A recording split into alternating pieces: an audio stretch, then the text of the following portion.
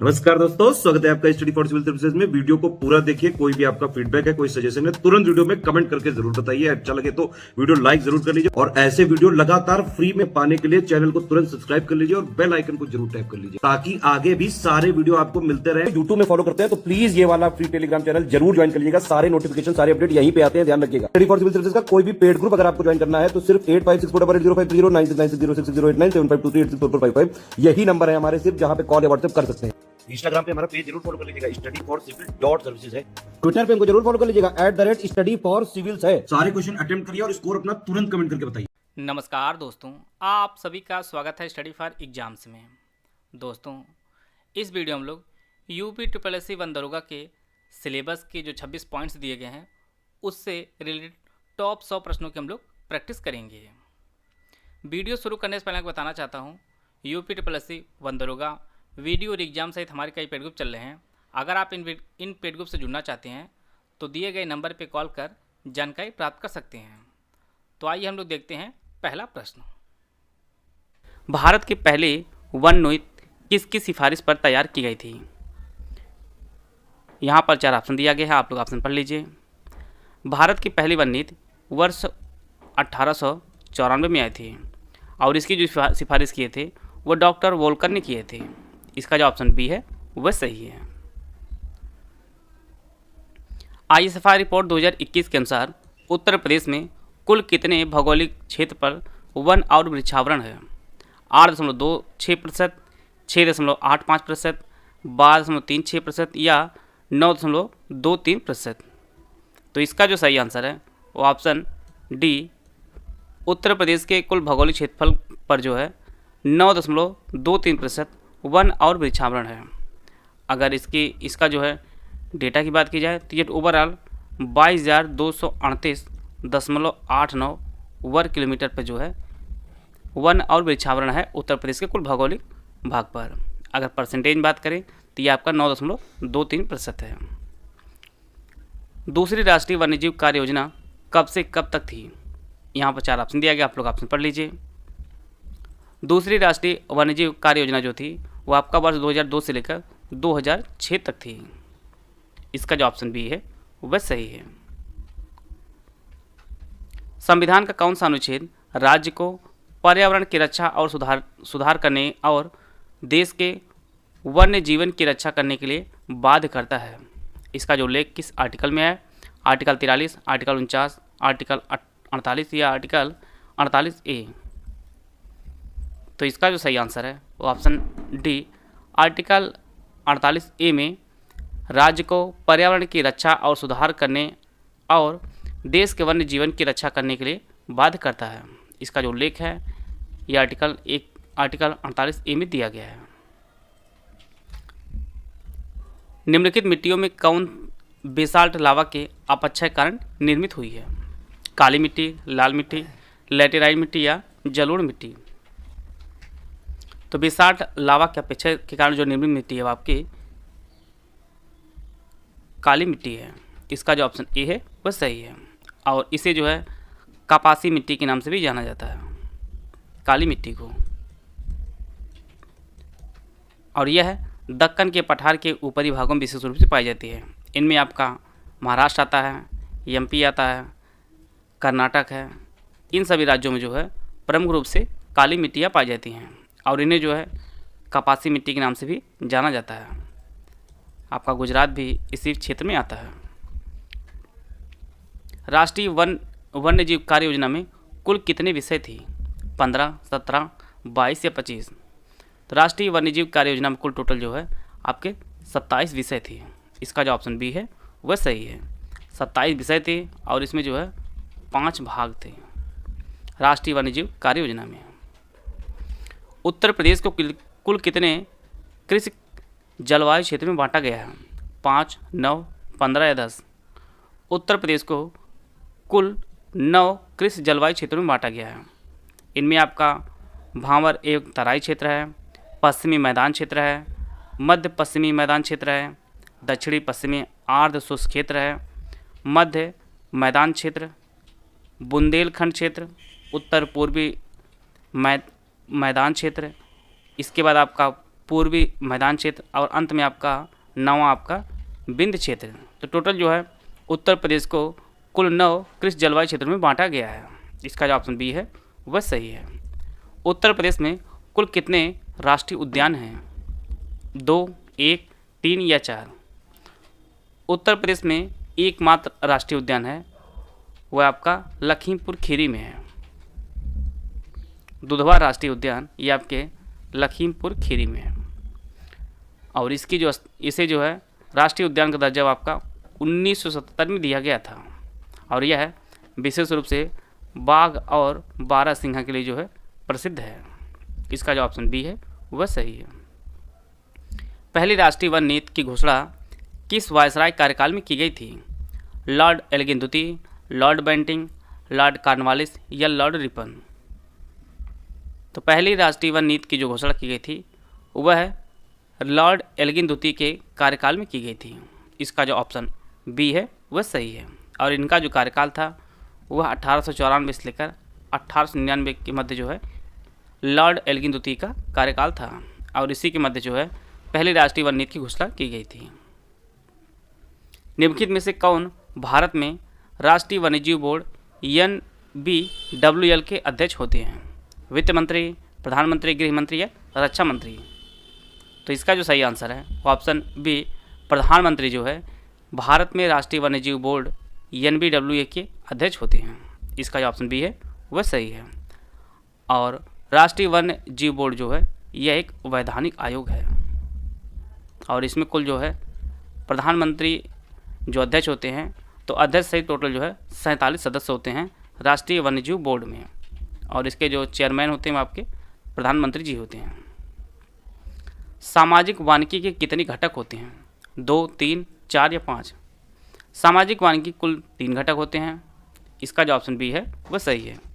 इनमें आपका पहला शहरी वानिकी, दूसरा आपका आता है ग्रामीण वानिकी और तीसरा आपका आता है फार्म वानिकी। शहरी वानिकी में आपका शहर और आसपास की निजी भूमि होती हैं, पार्क और सड़कों के किनारे जो है जो वृक्ष लगाए जाते हैं। इसी प्रकार से ग्रामीण वानिकी में कृषि वानिकी को बढ़ावा देने के लिए जो है कृषि योग्य भूमि पर पेड़ पौधे और लगाए जाते हैं। तीसरा आपका फार्म वानिकी है।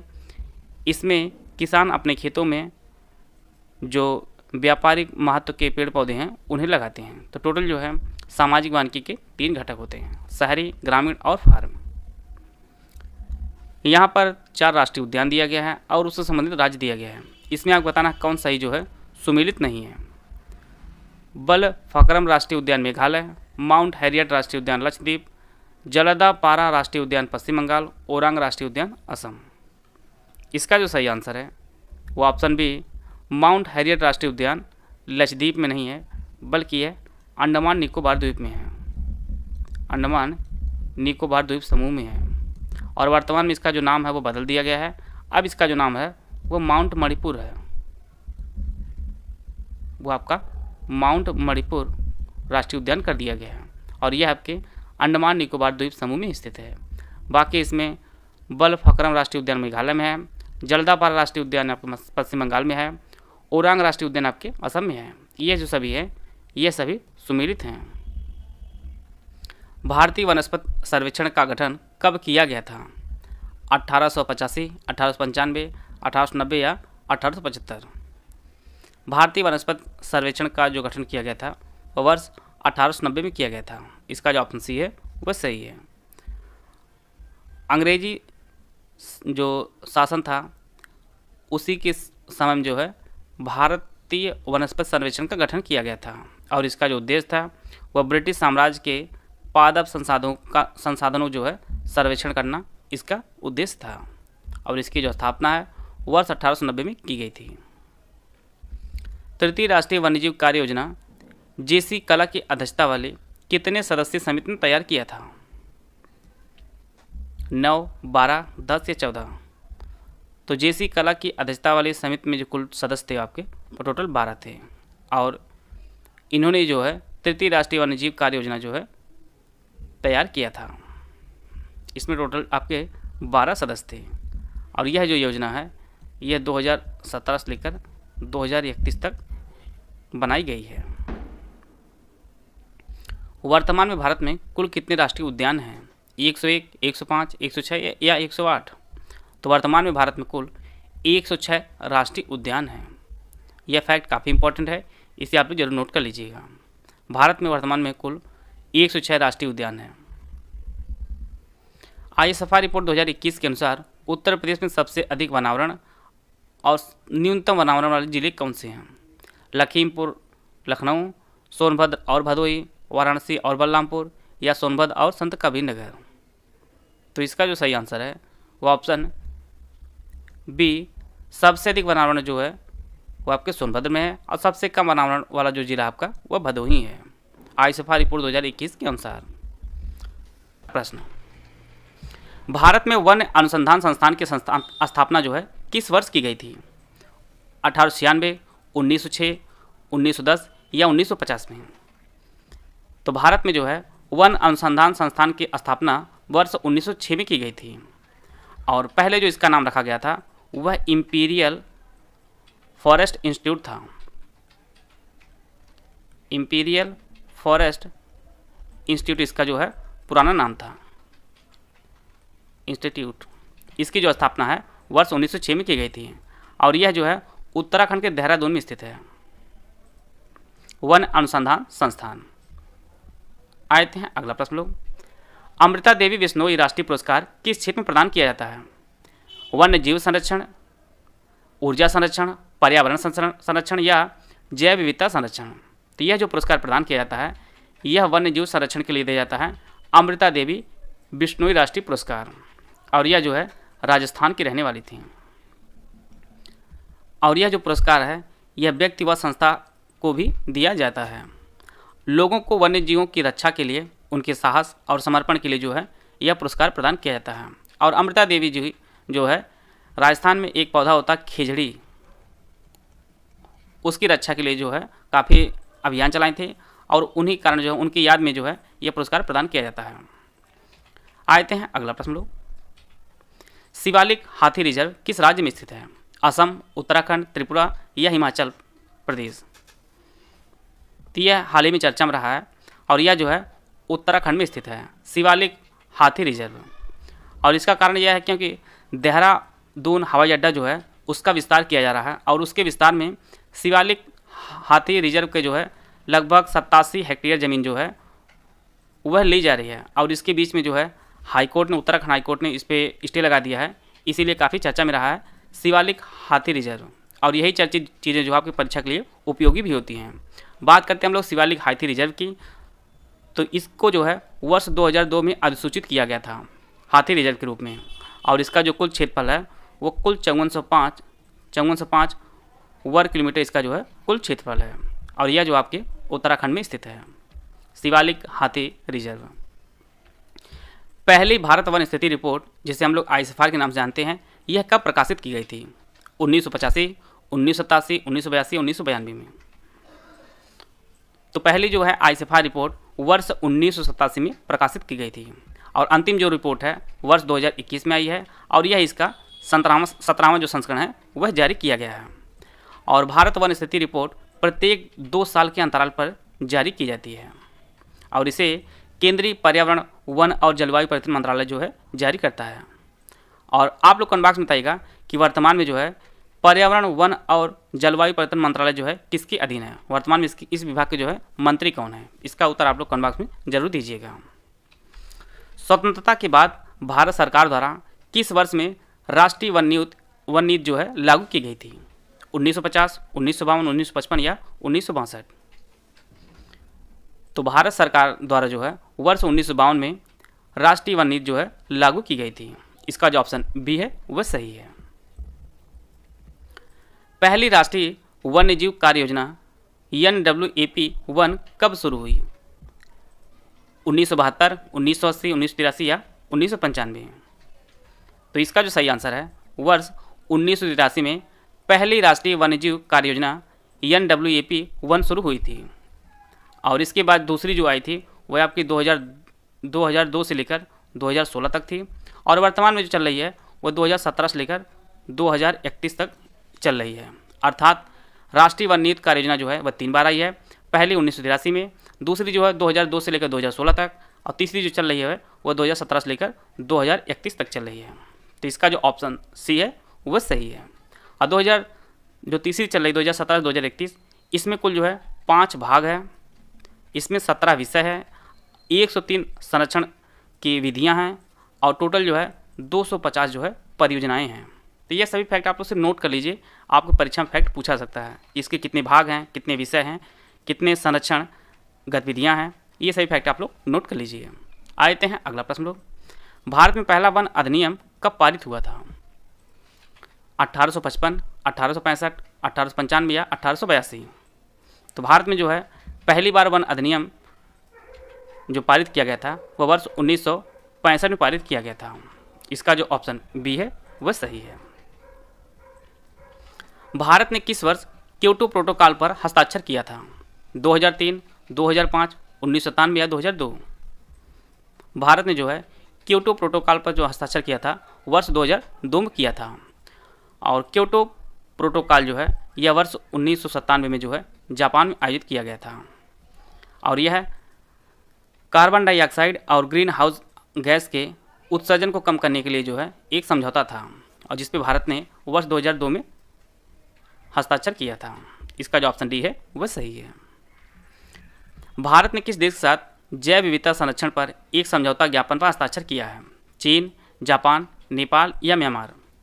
तो भारत ने जो है 2022 में नेपाल के साथ जैव विविधता संरक्षण के लिए जो है एक समझौते पर हस्ताक्षर किया है, और इसका जो उद्देश्य है वह दोनों देशों के गलियारों और आपस में जुड़े क्षेत्रों में वन्य जीवों, पर्यावरण और जैव विविधता और जलवायु परिवर्तन में जो है सहयोग के लिए इस पर हस्ताक्षर किया है दोनों देशों ने, और यह है भारत और नेपाल के मध्य समझौता हुआ है।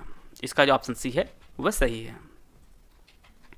राष्ट्रीय वन नीति 1948 के अनुसार देश के कुल क्षेत्रफल का कितना प्रतिशत वन आच्छादन के अंतर्गत लाया जाना चाहिए? 30%, 25%, 50% या 33%?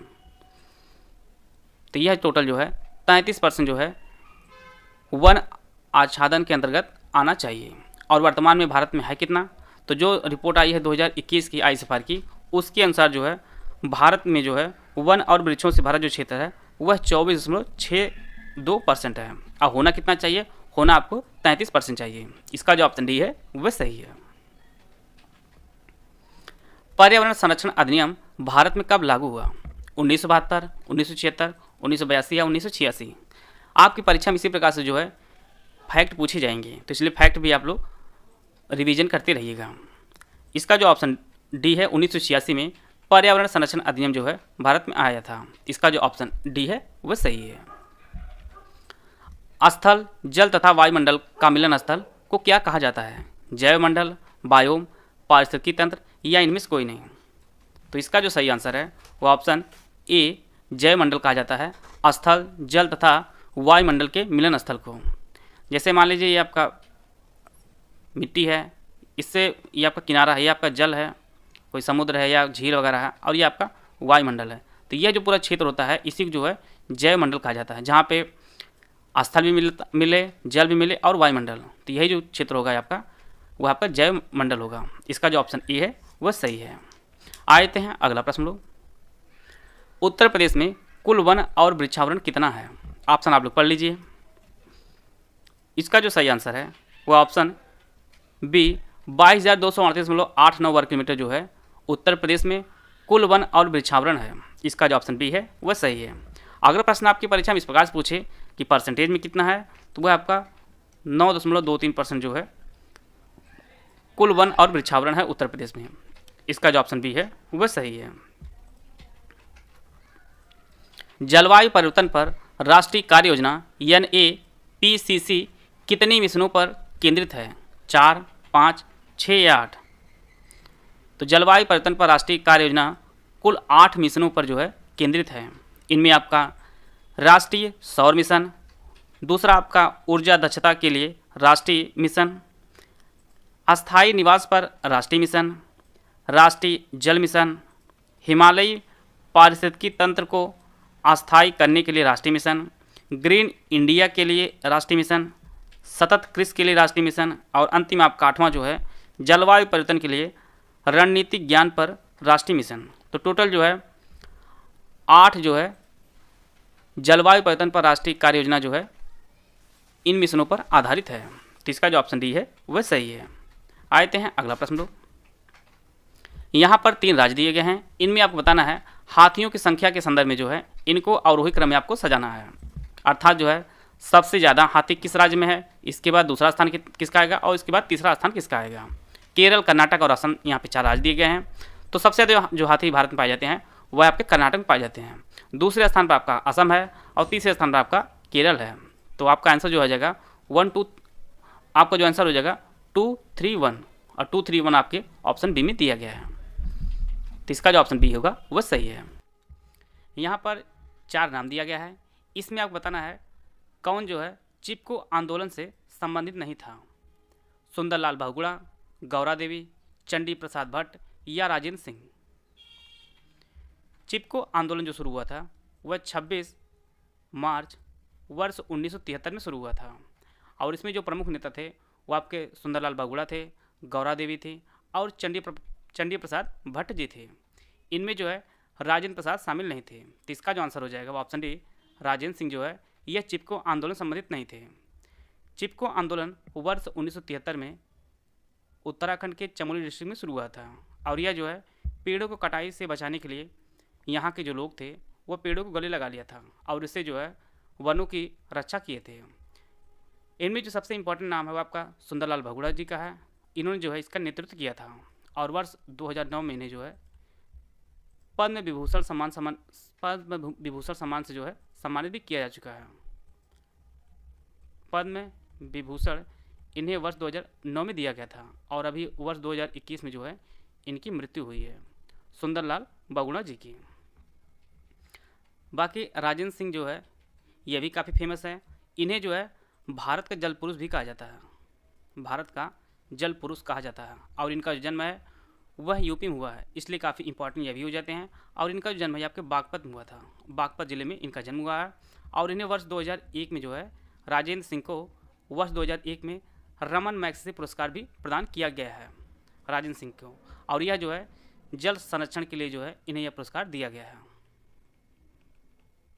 और इन्होंने जो सर्वाधिक योगदान दिया है वह राजस्थान में इन्होंने जल संरक्षण की अनेक विधियाँ बनाई है, और वहाँ पर अनेक गाँव को जो है विकसित किया है जल से। तो इसका जो सही आंसर होगा वो ऑप्शन डी राजेंद्र सिंह। आते हैं अगला प्रश्न लोग। 1992 में पृथ्वी सम्मेलन कहाँ आयोजित किया गया था, ब्राज़ील, चीन, कनाडा या भारत। तो इसका जो सही आंसर है वो ऑप्शन ए ब्राज़ील। 1992 में पृथ्वी जो सम्मेलन आयोजित किया गया था वह रियो डी जेनेरियो में आयोजित किया गया था, रियो डी जेनेरियो जो ब्राज़ील में स्थित है, और यह जो है पर्यावरण और विकास पर संयुक्त राष्ट्र सम्मेलन के रूप में भी जाना जाता है, और इसमें जो है कुल 182 देशों ने भाग लिया था। बात करते हैं भारत की, तो भारत ने भी इसमें भाग लिया था, और वीरभद्र मिश्र ने जो है देश का प्रतिनिधित्व किया था पृथ्वी सम्मेलन 1992 में जो ब्राज़ील में आयोजित किया गया था। आते हैं अगला प्रश्न लोग। यहाँ पे 4 गैसें दी गई हैं, इनमें आपको बताना है कौन सी गैस जो है ग्रीन हाउस गैस नहीं है, नाइट्रोजन, मीथेन, कार्बन डाइऑक्साइड या क्लोरोफ्लोरोकार्बन।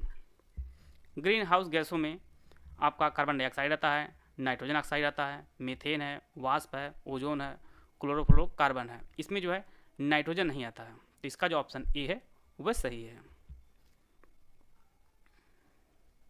निम्नलिखित में से कौन सा सम्मेलन लुप्तप्राय प्रजातियों में अवैध व्यापार को नियंत्रित करने से संबंधित है, साइट सम्मेलन, रॉटरडैम सम्मेलन, वियना सम्मेलन या वेसन सम्मेलन। तो इसका जो सही आंसर है वो ऑप्शन ए साइट सम्मेलन जो है यह लुप्तप्राय प्रजातियों में अवैध व्यापार को नियंत्रित करने के लिए जो है यह एक सम्मेलन आयोजित किया गया था। साइट्स का जो फुल फॉर्म हुआ है आप लोग नोट कर लीजिए। साइट्स का जो फुल फॉर्म होता है वह convention on international trade in endangered species of wild fauna and flora, इसका जो है फुल फॉर्म होता है। और साइट्स जो लागू हुआ था वह वर्ष 1975 में साइट्स लागू हुआ था। बात करते हैं भारत की, तो भारत जो है साइट्स में वर्ष 1976 में जो है शामिल हुआ था, और साइट्स में टोटल जो है विश्व के 183 देश जो है शामिल हैं, और यह संकटापद पौधों और जानवरों की रक्षा के लिए अंतर सरकारी एक संधि है। बात करते हैं इसके मुख्यालय की, तो साइट्स का जो मुख्यालय है वह जिनेवा स्विट्जरलैंड में स्थित है। जिनेवा स्विट्जरलैंड में स्थित है। इसका जो ऑप्शन ए है वह सही है। आते हैं अगला प्रश्न लोग, सही क्रम का चुनाव कीजिए। यहाँ पे 4 ऑप्शन दिया गया है, वह ऑप्शन आप लोग चूज करना है। आप लोग ऑप्शन पढ़ लीजिए। इसका जो सही अनुक्रम होगा, सबसे पहले जीव आएगा, जीव से के बाद आपकी जनसंख्या होगी, जनसंख्या के बाद आपका समुदाय होगा, समुदाय के बाद आपका परिस्थिति तंत्र होगा और अंत में आपका जैव मंडल होगा। तो इसका जो ऑप्शन डी है वह सही है। सबसे पहले जीव, फिर जनसंख्या होगी, फिर आपका समुदाय बनेगा, फिर पारिस्थितिक तंत्र होगा और अंत में आपका जैव मंडल होगा। तो इसका जो ऑप्शन डी है वह सही है। यहाँ पे 4 पारितंत्र दिए गए हैं, इनमें आपको बताना है कौन पारितंत्र जो है प्राकृतिक पारितंत्र नहीं है। जंगल, खेत, मरुस्थल या नदियाँ। इसका जो सही आंसर होगा वो ऑप्शन बी, खेत जो है यह एक प्राकृतिक पारितंत्र नहीं है बल्कि यह कृत्रिम पारितंत्र है। कृत्रिम पारितंत्र है। प्राकृतिक पारितंत्र में आपका जंगल आता है, मरुस्थल आता है, नदियां हैं, पहाड़ है, घास के मैदान, ये सभी जो है ये आपकी प्राकृतिक पारितंत्र के अंतर्गत आते हैं। इनमें जो है मनुष्य का हस्तक्षेप नहीं होता है। बात करते हैं हम लोग कृत्रिम पारितंत्र की, तो इसमें आपका उद्यान हुआ, जलकुंड हुआ, कृत्रिम झील हुई, ये सभी जो है कृत्रिम पारितंत्र के अंतर्गत आते हैं। उद्यान, जलकुंड, कृत्रिम झील, कृत्रिम तालाब, ये सभी जो बांध आपका हुआ, ये सभी आपके कृत्रिम पारितंत्र के अंतर्गत आते हैं। तो इसका जो ऑप्शन बी है वह सही है। सर्वाधिक जैव विविधता कहाँ पाई जाती है? उष्णकटिबंधीय वर्षा वन, समशीतोष्ण वन, शंकुधारी वन या आर्कटिक वन। तो सबसे अधिक जैव विविधता पाई जाती है आपके उष्णकटिबंधीय वर्षा वन में। यहाँ पर ना बहुत ज़्यादा ठंडी होती है और ना ही ज़्यादा बहुत गर्मी होती है, और यहाँ पर जो है सर्वाधिक जैव विविधता पाई जाती है। तो इसका जो ऑप्शन ए है वह सही है। भारत कितने राज्यों केंद्र शासित प्रदेशों में 33% से अधिक भौगोलिक क्षेत्रफल वन आच्छादित है? 12, 15, 17 या 18। तो जो वन स्थिति रिपोर्ट वर्ष 2021 जारी की गई थी उसके अनुसार भारत कुल 17 ऐसे राज्य एवं केंद्र शासित प्रदेश हैं जिसके कुल भौगोलिक क्षेत्रफल जो है 33% से अधिक वन आच्छादित हैं। तो इसका जो ऑप्शन सी है वह सही है। और अगर क्षेत्रफल देश से देखा जाए तो राज्यों में सबसे अधिक जो क्षेत्र है वनों का, उसमें मध्य प्रदेश जो है वो पहले स्थान पर है। मध्य प्रदेश आपका पहले स्थान पर है। इसका जो ऑप्शन सी है वह सही है। भारत के संविधान में जंगल या वन, फॉरेस्ट किस सूची में रखा गया है? यह संघ सूची का विषय है, राज्य सूची का विषय है, समवर्ती सूची का विषय है या इनमें से कोई नहीं? तो इसका जो सही आंसर है, वन जो है वर्तमान में यह समवर्ती सूची का एक विषय है। इसका जो ऑप्शन सी है वह सही है। और यह जो है पहले राज्य सूची में रखा गया था, परंतु इसे 1976 में जो है इसे समवर्ती सूची में रखा गया है और यह 7वीं सूची के अंतर्गत रखा गया है।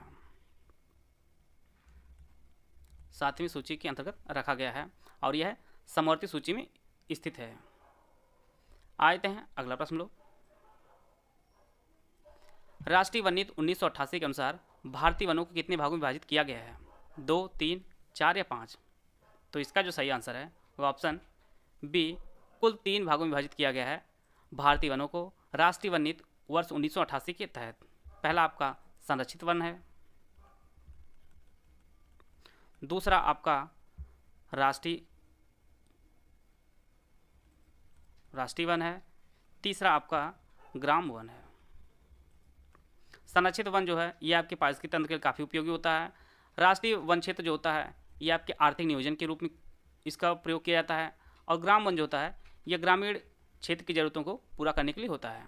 तो ये आपका 3 प्रकार के वन विभाजित किया गया था वनों को राष्ट्रीय वन नीति वर्ष 1988 के तहत।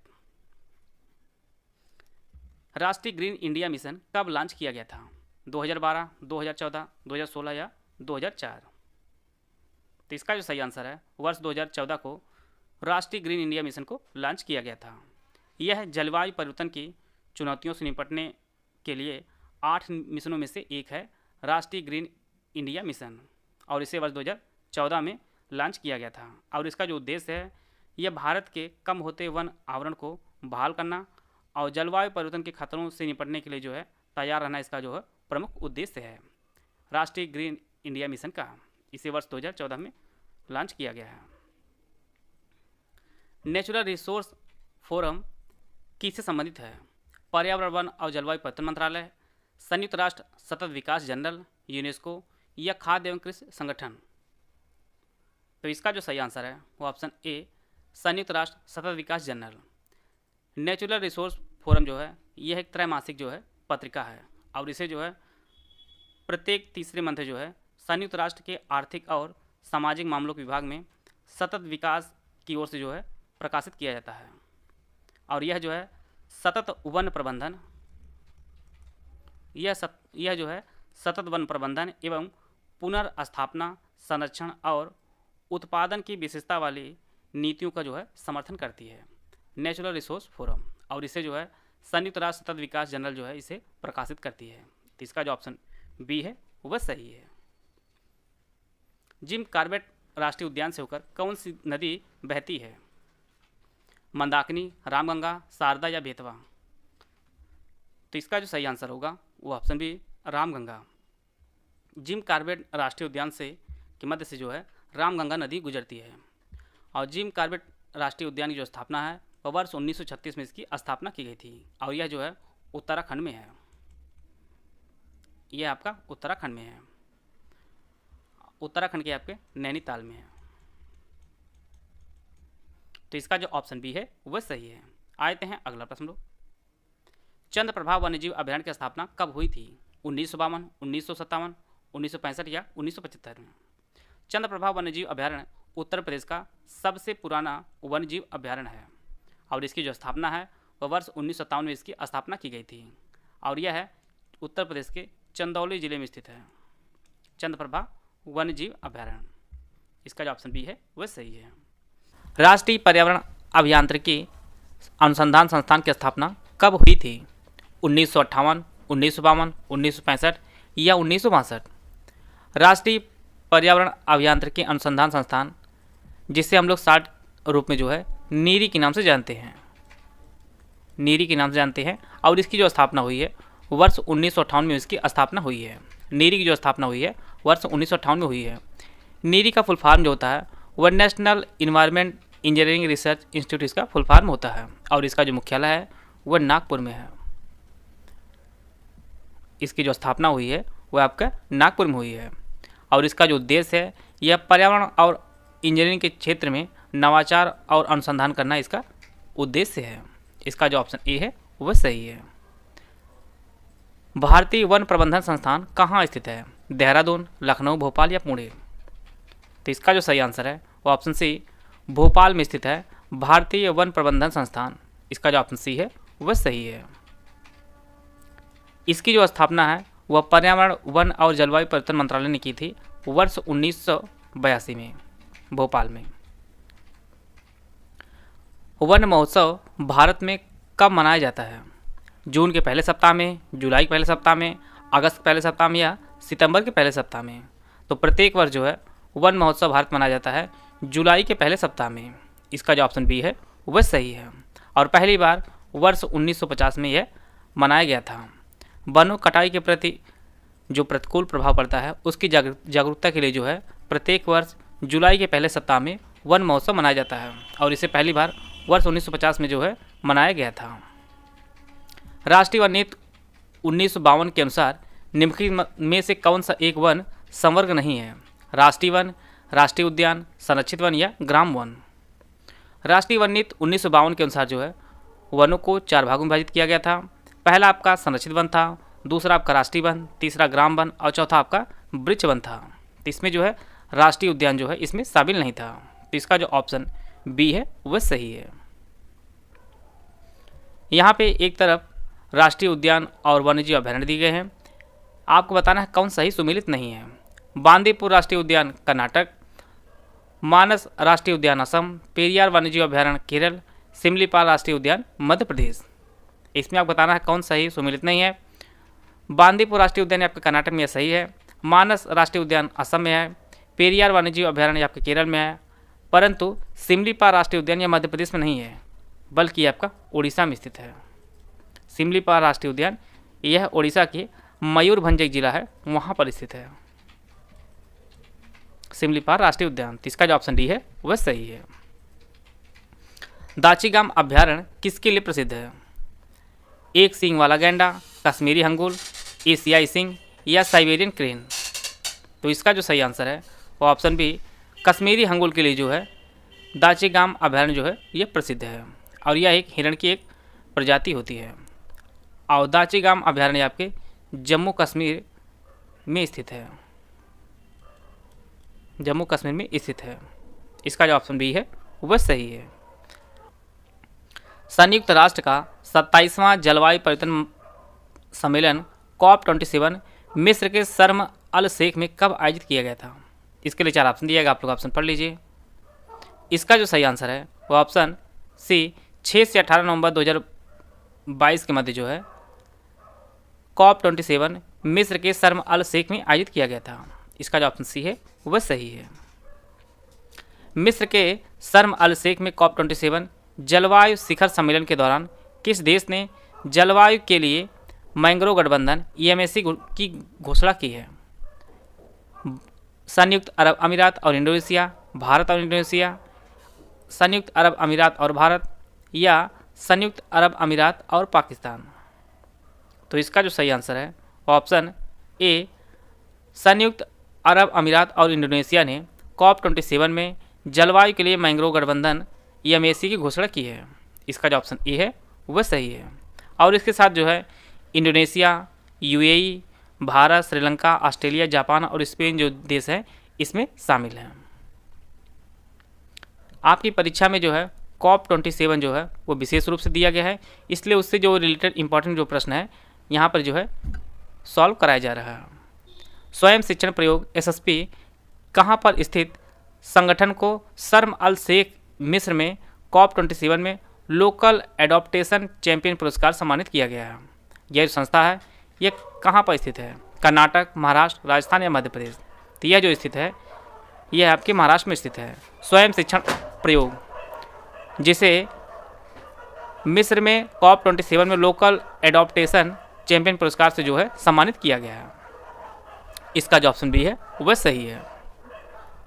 COP27 शर्म अल शेख में इन आवर लाइफ टाइम अभियान की शुरुआत किस देश ने की है? जापान, इंडोनेशिया, भारत या ऑस्ट्रेलिया?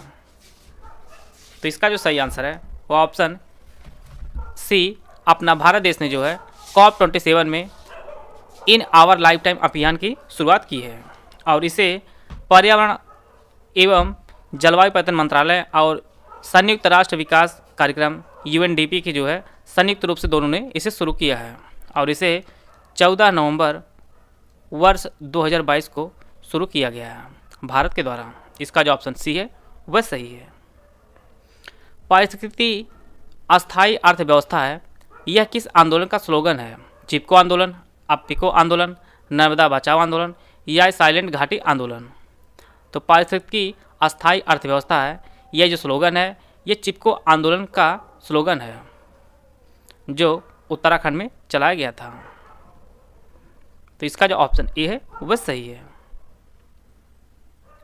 COP27 शर्म अल शेख मिस्र में infrastructure resilience accelerator fund IRAF की घोषणा किसके द्वारा की गई है?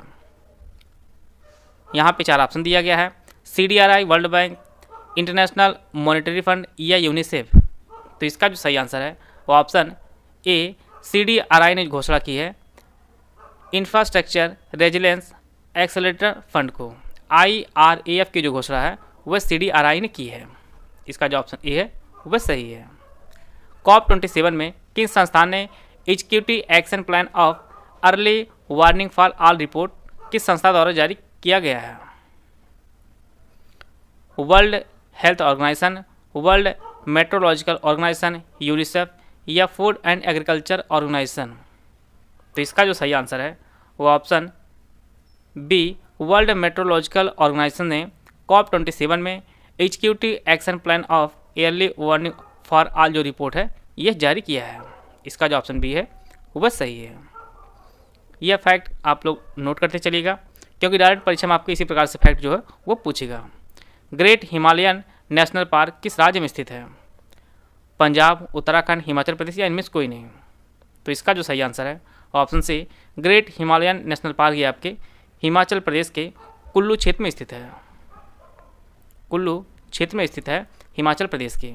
इसका जो ऑप्शन सी है वह सही है।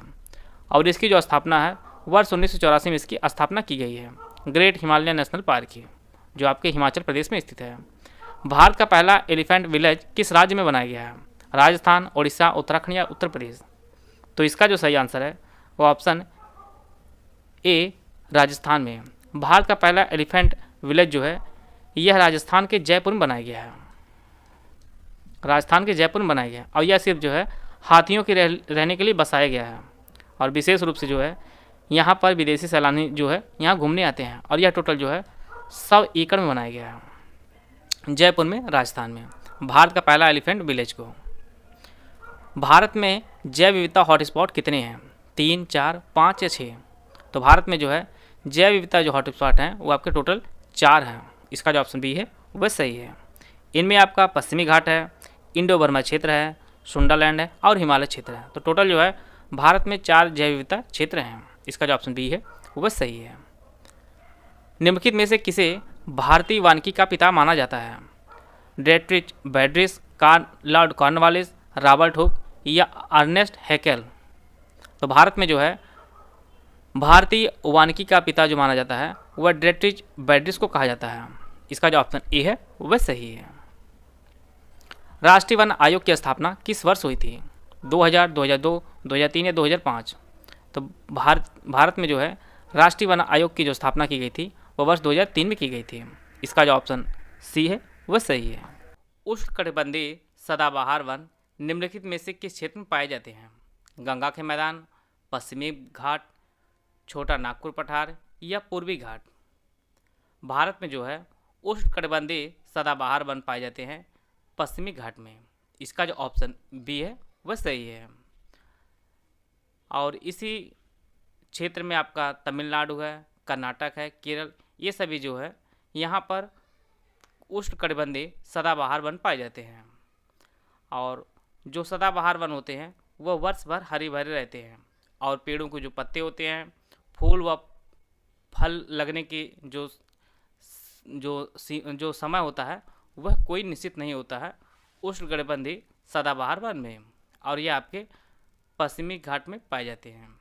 इसका जो ऑप्शन बी है वह सही है।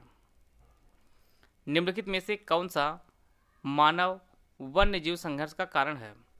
कृषि विस्तार, शहरीकरण, बढ़ती मानव जनसंख्या या उपरोक्त सभी। तो इसका जो सही आंसर है वो ऑप्शन डी, उपरोक्त सभी।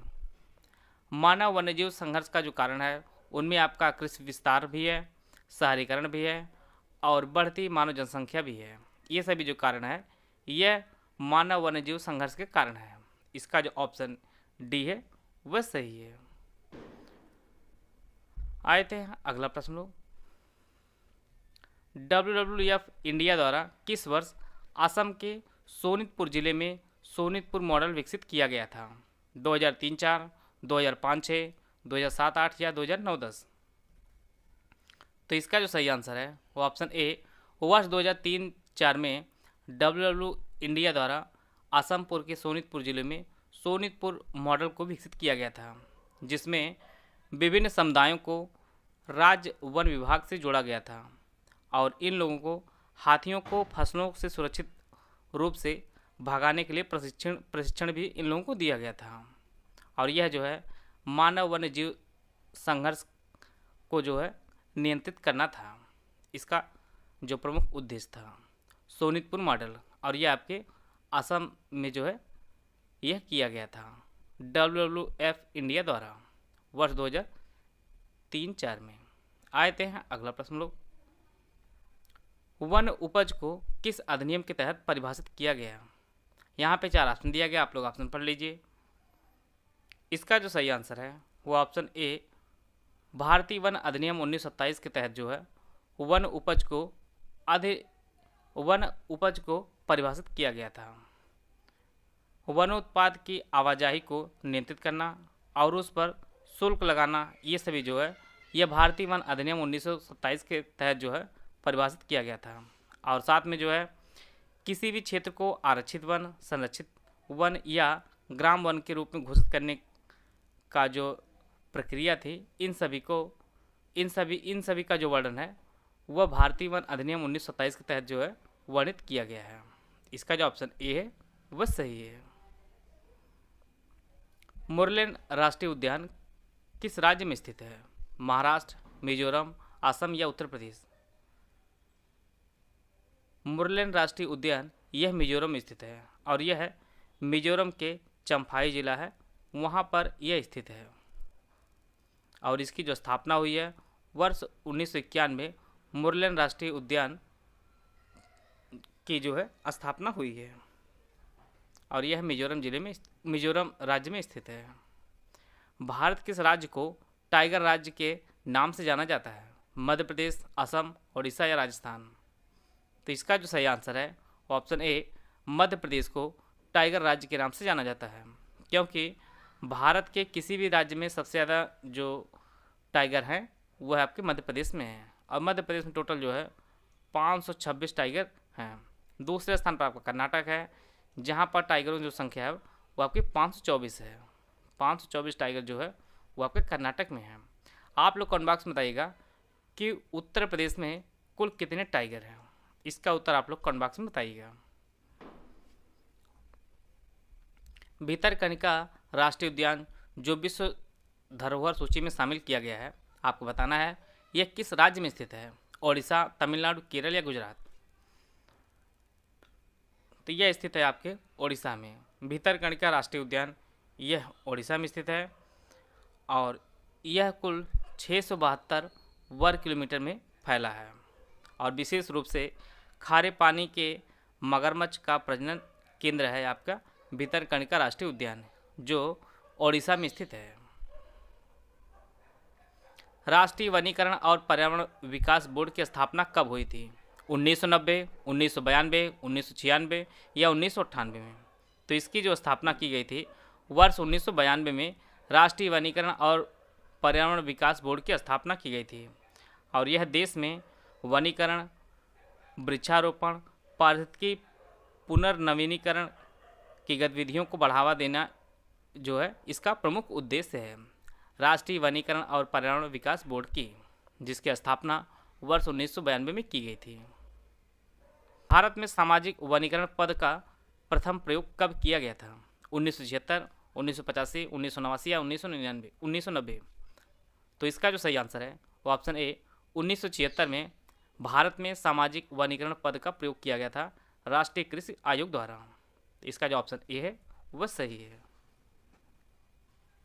झांसी में स्थित राष्ट्रीय कृषि वानिकी अनुसंधान केंद्र की स्थापना किस वर्ष हुई थी? 1988, 1985, 1989 या 1990? भारत में जो है राष्ट्रीय कृषि वानिकी अनुसंधान केंद्र की स्थापना झांसी में वर्ष 1988 में की गई थी। इसका जो ऑप्शन ए है वह सही है और यह भारतीय कृषि अनुसंधान परिषद के तहत जो है कार्य करता है। राष्ट्रीय कृषि वानिकी अनुसंधान केंद्र, इसका जो ऑप्शन ए है वह सही है। पृथ्वी के फेफड़े के रूप में किसे जाना जाता है? पश्चिमी घाट, विक्टोरिया झील, ग्रीनलैंड या अमेजन वर्षावन? तो इसका जो सही आंसर है वो ऑप्शन डी अमेजन वर्षावन को पृथ्वी के फेफड़े के रूप में जाना जाता है और यह लगभग पूरे विश्व का लगभग 20% ऑक्सीजन जो है स्वयं उत्पन्न करता है, अमेजन वर्षावन, और इसीलिए इसे पृथ्वी के फेफड़े के रूप में जाना जाता है। इसका जो ऑप्शन डी है वह सही है। बॉरलॉग पुरस्कार किस क्षेत्र में दिया जाता है? फिल्म, विज्ञान, साहित्य या कृषि? तो इसका जो सही आंसर है वो ऑप्शन डी कृषि क्षेत्र में दिया जाता है बॉरलॉग पुरस्कार और इसे कोरोमंडल इंटरनेशनल कंपनी प्रदान करती है वर्ष 1972 से और यह वैज्ञानिकों को उनके अनुसंधान और कृषि और पर्यावरण के क्षेत्र में योगदान के लिए जो है बॉरलॉग पुरस्कार प्रदान किया जाता है। और नॉर्मन ई बॉरलॉग को जो है हरित क्रांति का जनक भी कहा जाता है। इसका जो ऑप्शन डी है वह सही है। मुख्यमंत्री जन वन योजना किस राज्य से संबंधित है? तमिलनाडु, केरल, गुजरात या झारखंड? तो इसका जो सही आंसर है वो ऑप्शन डी झारखंड। औद्योगिक विकास और पर्यावरण के बीच संतुलन बनाए रखने के लिए झारखंड सरकार ने मुख्यमंत्री जन वन योजना की जो है शुरुआत की है। इसका जो ऑप्शन डी है वह सही है। जर्मन वॉच द्वारा जारी वैश्विक जलवायु परिवर्तन प्रदर्शन सूचकांक 2023 में भारत की रैंकिंग कितनी है? 5, 6, 5, 7, 8 या 10? तो इसमें टोटल 27 देश और यूरोपीय संघ शामिल हुए थे और इस रैंकिंग भारत का जो स्थान है वह 8वां है और ऊपर के जो 3 स्थान हैं वह आपके रिक्त हैं। चौथे स्थान, 5वें या 6वें और 7वें पर आपका डेनमार्क, स्वीडन, चिली और मोरक्को ये सभी हैं।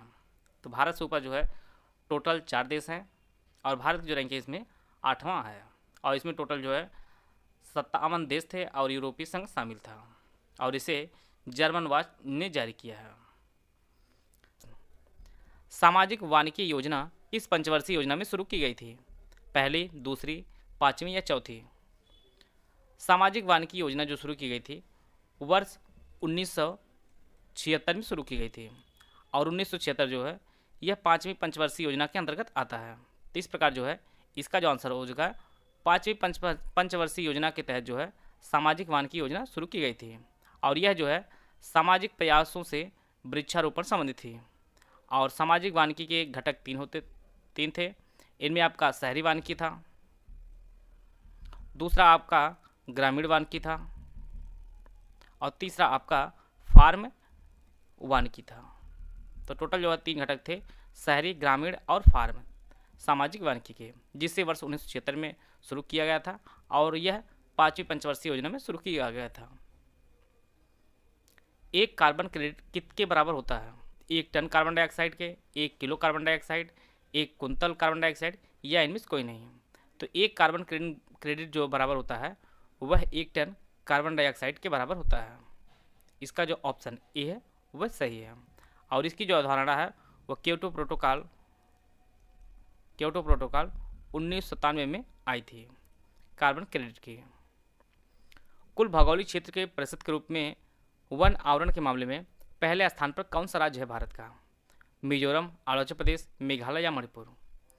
अगर प्रतिशत के रूप में देखा जाए तो सबसे पहले स्थान पर आपका आता है मिजोरम। यहाँ के कुल भौगोलिक क्षेत्र का लगभग 84.53% जो है वह वन आवरण से ढका हुआ है। दूसरे स्थान पर आता है आपका अरुणाचल प्रदेश। यहाँ पर जो वनों का परसेंटेज है पूरी भूमि का वो 79.33% है। तीसरे स्थान पर आपका था मेघालय। यहाँ पर लगभग 76% जो है वन आवरण है पूरी भूमि का। तो इस प्रकार जो है पहले स्थान का मिजोरम है, दूसरे स्थान पर अरुणाचल प्रदेश और तीसरे स्थान पर आपका मेघालय है। प्रश्न आपकी परीक्षा में यह भी पूछ सकता है कि भारत को कितने राज्य एवं केंद्र शासित प्रदेश हैं जहाँ पे जो मानक है 33% का पूरे भौगोलिक क्षेत्र का, कितने राज्य इसको पूरा करते हैं? तो टोटल जो है भारत के 17 राज्य एवं केंद्र शासित प्रदेश हैं जहाँ के कुल भौगोलिक क्षेत्रफल पर जो है 33% या 33% से अधिक जो है वन आवरण से ढका हुआ है। तो इस प्रश्न जो आंसर हो जाएगा वो आपका मिजोरम हो जाएगा। इसका जो ऑप्शन ए है वह सही है। देश के जंगल में कुल कार्बन स्टॉक कितना होने का अनुमान है? यहाँ पे ऑप्शन दिया गया, आप लोग ऑप्शन पढ़ लीजिए। इसका जो सही आंसर है देश के जंगल में कुल कार्बन स्टॉक होने का जो अनुमान लगाया गया है वो 7204 मिलियन टन का अनुमान लगाया गया है। 2021 में जो आइसफा रिपोर्ट आई है उसके तहत ये अनुमान लगाया गया है और 2019 में जो आइसफा रिपोर्ट आई थी उसकी तुलना में टोटल जो है 79.4 मिलियन टन की जो है वो वृद्धि हुई है कुल कार्बन स्टॉक में। इसका जो ऑप्शन ए है वो आपका सही है। 7204 मिलियन टन कुल कार्बन स्टॉक होने का अनुमान लगाया गया है। विटीकल्चर किससे संबंधित है? अंगूर से, अनार से, आम से या शहद से?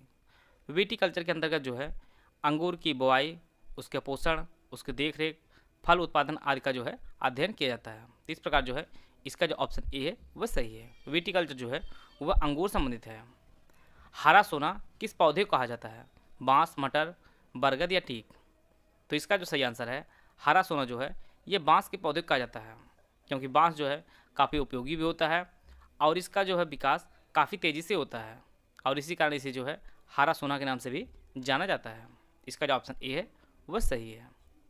जलवायु परिवर्तन के कारणों को कम करने के लिए 1997 में कौन सी अंतर्राष्ट्रीय संधि अपनाई गई थी? क्योटो प्रोटोकॉल, स्टॉकहोम सम्मेलन, पेरिस सम्मेलन या इनमें से कोई नहीं?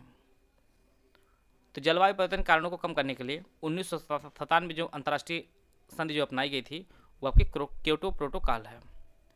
क्योटो प्रोटोकॉल ये आपके 1997 में अपनाई गई थी और यह लागू जो हुई थी वो 2005 में लागू हुई थी। बाकी आपका स्टॉकहोम सम्मेलन जो है ये आपका 1972 में हुआ था और स्टॉकहोम जो है ये स्वीडन का एक शहर है। और पेरिस समझौता जो हुआ था यह आपका 2015 में हुआ था। इन सभी को भी आप लोग नोट करते चलेगा। इस प्रकार जो है इसका जो ऑप्शन एक है ए है वो आपका सही है, क्योटो प्रोटोकॉल। खाद्य श्रृंखला में सबसे ज़्यादा संख्या किसकी होती है? उत्पादक की, प्राथमिक उपभोक्ता की, द्वितीयक उपभोक्ता की या अपघटक की?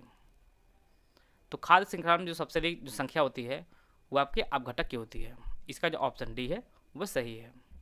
खाद्य श्रृंखला जो है सबसे पहले आपका उत्पादक आता है, दूसरे स्थान पर आपका प्राथमिक उपभोक्ता आता है, तीसरे स्थान पर आपका द्वितीयक उपभोक्ता आता है और चौथे स्थान पर आपका अपघटक आता है। तो इसका जो ऑप्शन डी है वो सही है। सबसे अधिक जो संख्या होती है वो आपकी अपघटक की होती है, जैसे जीवाणु वगैरह होती हैं। पारिस्थितिक तंत्र में उच्चतम पोषण स्तर प्राप्त होता है शाकाहारी को, सर्वाहारी को, मांसाहारी को या अपघटक को? तो उच्चतम पोषण स्तर जो प्राप्त होता है वो आपके सर्वाहारी को प्राप्त होता है पारिस्थितिक तंत्र में। इसका जो ऑप्शन बी है वह सही है। सर्वाधिक जैव विविधता कहाँ पाई जाती है? उष्णकटिबंधीय वर्षा वन में, समशीतोष्ण वन में, शंकुधारी वन में या आर्कटिक वन में?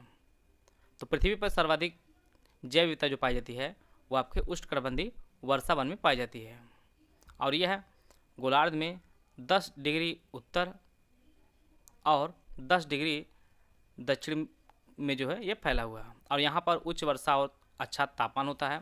इसी कारण यहाँ पर जो है पेड़ पौधे और जीव जो है वो काफ़ी विकसित होते हैं और यही कारण है कि सबसे अधिक जो जैव विविधता पाई जाती है वह उष्णकटिबंधीय वर्षा वन में पाई जाती है। इस प्रकार जो है इसका जो ऑप्शन ए है वह सही है। पहला अंतर्राष्ट्रीय पृथ्वी शिखर सम्मेलन कहाँ आयोजित किया गया था? Stockholm, Rio de Janeiro, New York या जोहान्सबर्ग? पहला अंतर्राष्ट्रीय पृथ्वी शिखर सम्मेलन का जो आयोजन है वह वर्ष 1992 में 3 से 14 जून के मध्य आयोजित किया गया था और इसका जो आयोजन है वह रियो डी जेनेरियो में इसका आयोजन किया गया था।